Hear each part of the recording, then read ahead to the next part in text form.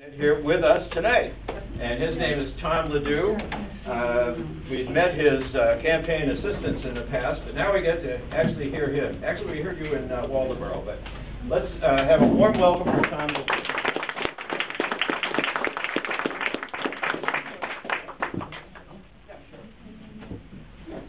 Hi, I'm the other Tom running for the U.S. Senate, and my birthday is June 3rd. The donate button on our website works.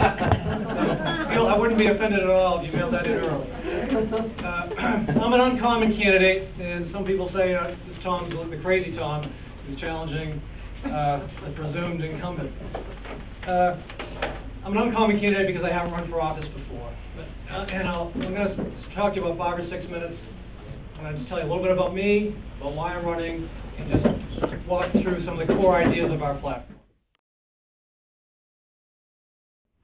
And I've had a great life in Maine, and I have 4 wonderful kids at home. And you might ask, what's this guy thinking? And all this time and effort and energy and money that he must be putting into this. And what I'm thinking is that the great life that I've had, when I look to my children, I look to all the kids that I've worked with across the years, and I look to the future is not as bright as it should be, and in some places it's looking pretty dark. And I haven't heard enough in Washington where someone is saying enough is enough. It's time that we invest in our people again. It's time that we strengthen our communities. It's time that we lead with some common sense.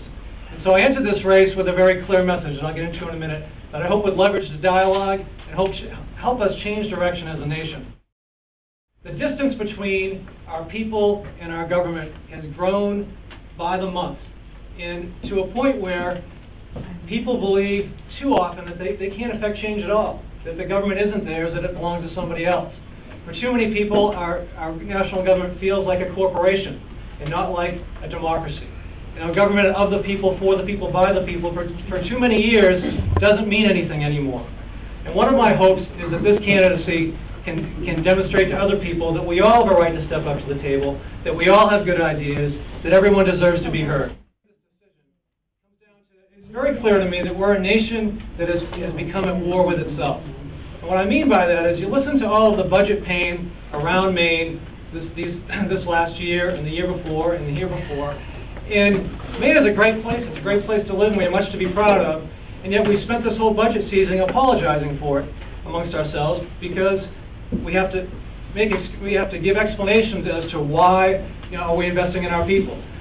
The reason why we've had to, and we're doing what we need to, is because of the abdication of the federal government and its responsibilities.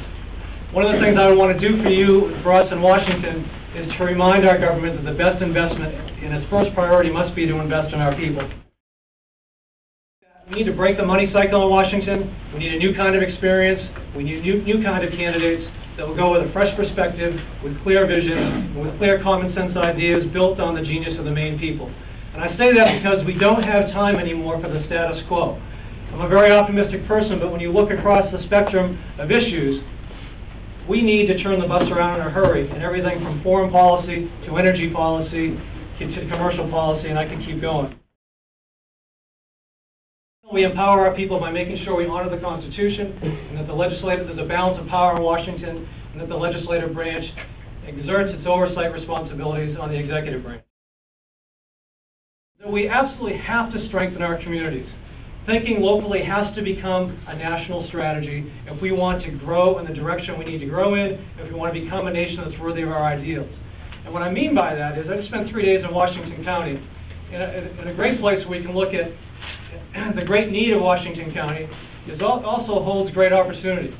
If across the nation, and especially in places like Washington County, if we shift our subsidy priorities from big energy to helping our communities develop their own clean energy, from big agriculture to supporting our own local farmers growing local food, from large corporations to local industry that uses local resources and adds value here. If we simply did those things across the country, and especially in places like Washington County with high unemployment and people who are really, really desperate, we could churn the bus around in a hurry. But that won't happen without leadership that is willing to let go of the corporatocracy and push for everyday people from an every man's perspective.